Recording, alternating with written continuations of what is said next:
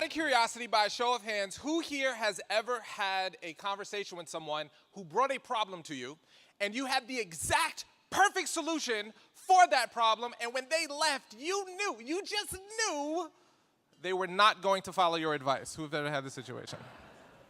Has anyone ever had an interaction with someone that you've thought about over and over and over again, and try as you might, the more you thought about it, the more you realize you still could not understand why that person made the decision that they made? Has anyone ever had that situation before?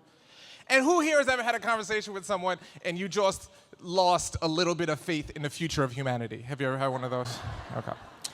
Well, my goal with you with this very short amount of time that I get to spend with you is to exactly explain why is it that when you give certain pieces of advice, it doesn't land, and what you should do about it. How to understand why people make the decisions that they make based upon 60 years of incredible research. And hopefully, as a sidebar, some of y'all will leave here feeling a little bit more happy about the future of humanity. Your association, our organizations, only really have two problems. You've got profit problems, and you've got people problems. Most profit problems can be solved if you've got the right people in the right place and everybody is moving in the same direction. Therefore, your organization will only go as far as your people take it. Therefore, developing your people and making sure you have the right people that are all rowing in the same direction is probably the single most, if not one of the most important skills you could possibly have as you leave here and go back into your work. My job is to share with you this incredible research called adult development theory. Now, here's what's fascinating about this research. Most people have never heard of it before.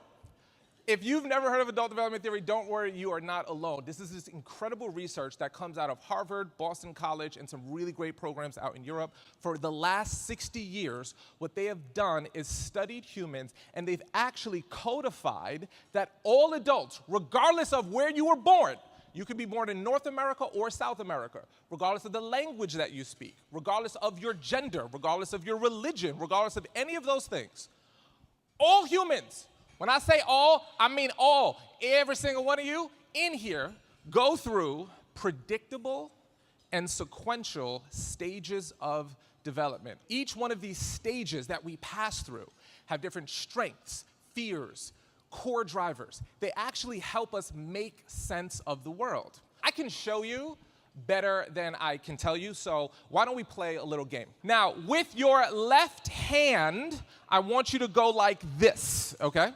With your right hand, I want you to put your finger into the palm of the person next to you, okay? On the count of three. On the count of what number? 3. Thank you. When I say the number 3, with your open hand, I want you to try to grab hold of the finger of the person next to you. But at the exact same moment, with your finger, I want you to remove it before the other person gets to grab your finger. So your job is to have a finger grabbed and a finger free, okay? 1, 2.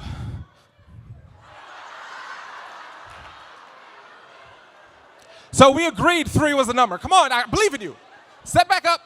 1, 2, 3. Thought I was gonna trick you. I'm not tricking you. Step back up. Here we go. 1, 2. Do you feel the tension that's in the room right now? 3! Here's why I love that particular game. Depending upon who you were, we were all in the same room playing the exact same game at the exact same time with the exact same rules. However, notice the thought processes that went through your minds. Now, for some of you, I said, hey, everyone, we're about to play a game, and your first thought was, you better not make me do nothing stupid. I don't want to touch nobody. I didn't get no Purell yet. Another group of you may have thought to yourself, oh my gosh, this is going to be fun. Everyone's into it. I'm into it. My friend, my person next to me had a good time. I had a good time. Each round became more and more fun. That was great. Now, some of you, I saw you. You were like, all right, so what I'm going to do is curl my finger like this. And I'm going to put pressure on their finger like this so I can... And some of you are like, I'm going to bring that back to our next board retreat. That was a fun game. Here's what's fascinating. Believe it or not, each one of those responses is actually codified and pegged to a different one of the stages that we're going to be talking about today. So the reason why it's so important is, now mind you, that's a game. It's a little bit of an illustrative purpose to shrink 60 years of research into one little experience. The key is to understand if you thought and felt a certain way, not just that you felt it, but why, and if you understand it, you can unlock it. I grew up in the projects in Brooklyn, New York, so studying people at first was a survival mechanism for me, and now it's become such an incredible professional pursuit. I like to break every presentation I do into two pieces, context and content. Okay, so the first one is context. To understand what we're gonna talk about, you need the context, and then we're gonna do the content so you can understand the background and then actually do something with it. So if you are ready to jump into the context portion of this presentation, please turn to the person next to you, give them a high five, say you're awesome, and we gonna jump into this bad boy. How many people here are familiar with the term generations, like generational research, Gen X, Gen Z? Ooh, Gen Z loves TikTok and baby boomers love to write in cursive. You know, that kind of stuff, right? Generational research is awesome and it's amazing. And basically what that research says is you make decisions based upon how old you are when you were born. Adult development theory gives a little bit more light to understanding people because we help you understand how people make decisions based on how mature they are. And there's a big difference, and I'll prove it to you. How many of you have ever met someone who's 50 years old, but they act as mature as a 15-year-old? What you want to say is you're not 50, you're 15 with 35 years of experience, okay? Now, conversely, by a show of hands, how many people have ever met someone who's very young, maybe 19, 20 years old, but they're way more mature for their years? They're like an old soul. That's this work. So an easy, simple kind of mnemonic is generational research is about age, adult development theory, and maturity is about stage. It's your stage of development. Now, there are 4 specific stages that are most important for us to cover here today. They're called the self-centric stage, group-centric stage, which we'll definitely cover, and then we have skill-centric and self-authoring.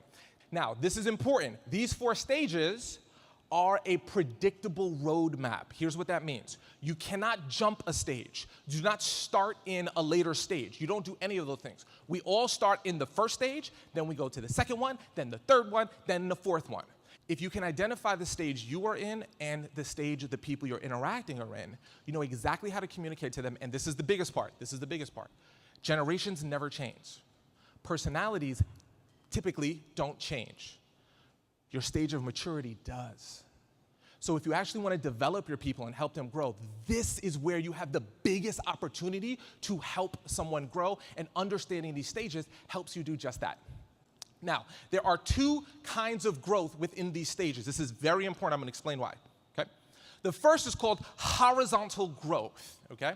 Horizontal growth is the kind of growth that changes what we do. This is all about how do I become more efficient and effective in the world. However, there's a really unique second kind of growth that's called the vertical growth.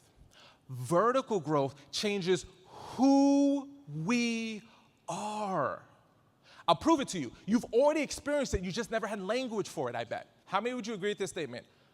What you value in the world, what makes you upset in the world, what makes you fearful in the world, what brings you joy in the world is dramatically different from 10, 15 years ago. Raise your hand if you would agree with that. Look around the room for a moment. Look around the room. That is called vertical growth.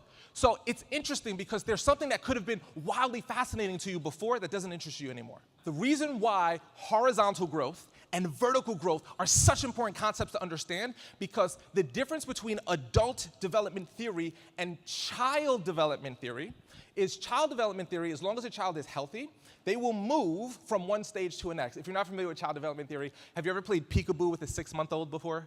You know how it's the best game because they don't have what's called object permanence. So when you put your hands behind your, in front of your eyes, they think you've disappeared. And then when you show them, they're like, oh, how did you do that? That's amazing.